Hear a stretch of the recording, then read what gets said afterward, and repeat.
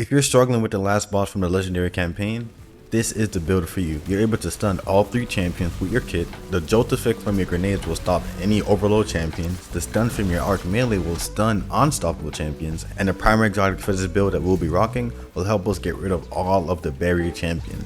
This build gives you the ability to spam your abilities without using the recently nerfed exotic Heart of Innermost Light. We will be combining 2 great exotics so we can complete the legendary campaign with ease and have unlimited ability energy spam. Let me show you guys the build I came up with.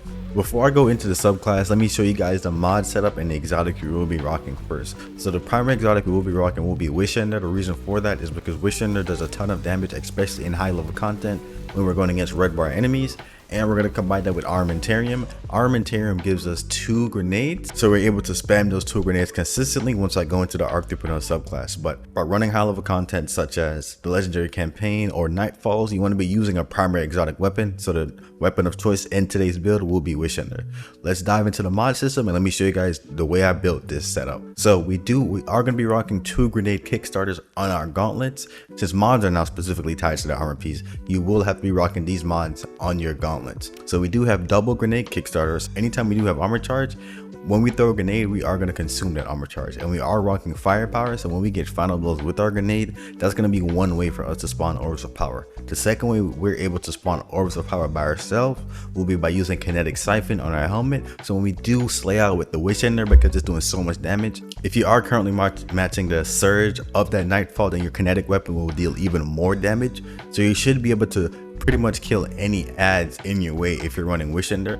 So with kinetic siphon, you're able to spawn orbs of power. If you feel like you're not spawning enough orbs of power, you can always just take off any other mods. Like I'm running heavy finisher, you could take off heavy finisher and then put on an arc weapon, or whatever your secondary weapon is. You put on the matching burn inside of your helmet mod. So for instance, stasis siphon, arc siphon, or solar siphon, whatever energy weapon you are currently rocking, or even your heavy weapon, so you can spawn enough orbs of power to keep this build going. But we are slaying out with our Wishender. I'm getting kills pretty consistently, so we are using kinetic siphon with firepower, so you are able to spawn orbs of power. Now once we spawn those orbs of power, we will be using stacks on stacks on our feet, so we're able to grant another armor charge. And I told you guys in my Lightfall mod video that you will be seeing me run a lot of stacks on stacks, because stacks on stacks is pretty good, but you cannot stack stacks on stacks. But the stacks on stacks gives us the ability to gain 2 armor charges instead of 1 once we do pick up 1 orb of power. So even if you're not slaying out a lot with the Wishender, just pick up 1 armor charge counts as 2 armor charge. And then on our chest piece, we will be rocking double charged up, so we can increase our maximum number of stacks for armor charge. So instead of 3, we now increase the maximum to 4, and then we run another one, which is going to increase the maximum from 3 all the way to 5. Now on our class item, we will be rocking triple bombers. So anytime we do use our thruster ability, we are able to gain grenade ability energy back and consistently spam those pulse grenades.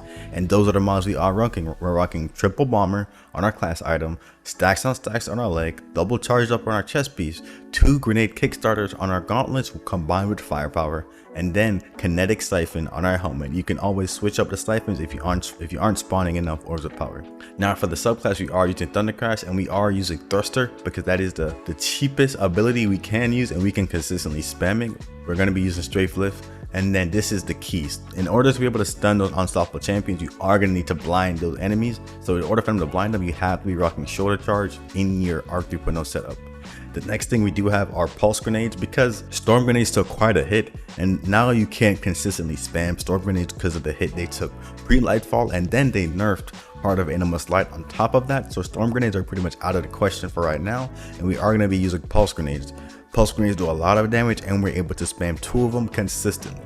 The aspects we do want to rock will be Touch of Thunder, and the reason we're watching Touch of Thunder is so that our pulse grenades can now create ionic traces as it damages targets over time, and it's going to increase its damage over time while pulsing on enemies. So you want to, only thing in this setup that is going to be difficult is that your grenade no longer tracks, so you have to be able to consistently hit enemies with your grenade. The second fragment we do have will be Knockout. We're really using Knockout only because when we do shoulder charge enemies, we are going to be able to gain our health back if we kill them, but you should be saving your shoulder charge ability to stun unstoppable champions.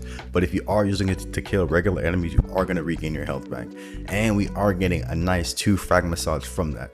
The fragments which make this build come together are the most important things, so let me dive right into it. The first fragment we do have is Spark of Magnitude, so our pulse grenade can have an extended duration and pulse for more pulses, if that makes sense. The second fragment we do have will be Spark of Shock, so now our pulse grenades jolts targets, and that's how we're able to stun overload champions. The third fragment will be Spark of Ions. Defeating a jolted target creates an ionic trace. Now if you take a look at the Touch of Thunder fragment, your pulse grenades create ionic traces periodically as it does damage targets over time, so you can always swap out Spark of Ions for Spark of Volts, so you can gain, so finishers can make you amplified, or so that I can gain my triple 100s, but that's just up to you. So Spark of Ions is a one fragment you can swap out for a different fragment if you do need to. You can even swap it out for Spark of Recharge if you think you need, if you are getting critically wounded a lot and you do need more grenade energy. The last fragment we do have will be Spark of Feedback. So anytime we do take melee damage from enemies, we're able to increase our outgoing melee damage, so our shoulder charge can do more damage. And that's pretty much it for the build, guys. We are rocking Wishender with Armamentarium, so we're able to gain 2 pulse grenades. We're becoming charged up from we're using kinetic siphon, so we can become charged up, and we're rocking stacks on stack. Once we do get an armor charge, we are going to gain 2 armor charges instead of 1 once we pick up an overpower. And once we do throw our grenade, we're going to regain a portion of that grenade energy back, because we're running double Kickstarter, and Kickstarter consumes all of the armor charges we do currently have on hand. That's it for the build, guys. I hope you guys can beat the legendary campaign and start to complete legendary Lost Sector solo and Nightfalls in general. Hope you guys loved the video. Please like, comment, and subscribe, and I'll see you guys next week.